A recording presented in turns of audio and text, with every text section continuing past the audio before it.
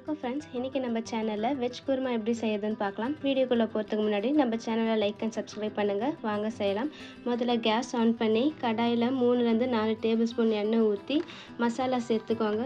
நீளமாக நறுக்கிய 2 வெங்காயம் சேர்த்துட்டு 1/2 கப் தேங்காய், 1 டேபிள் ஸ்பூன் உடச்ச கடலை, சோம்பு, கசகசா, முந்திரி சேர்த்து ஸ்மூத் பேஸ்ட்டாக அரைச்சி எடுத்து வச்சுக்கலாம்.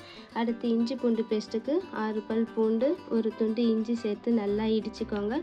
அது வதங்கின வெங்காயத்தில் ஆட் பண்ணி மிக்ஸ் பண்ணிவிடுங்க. 2 நீளமாக நறுக்கிய தக்காளி, கொஞ்சம் உப்பு சேர்த்து மிக்ஸ் பண்ணி க்ளோஸ் பண்ணிவிடுங்க. 2 நிமிஷத்துக்கு அப்புறம் ஓப்பன் பண்ணி நம்ம மசாலா சேர்க்கலாம்.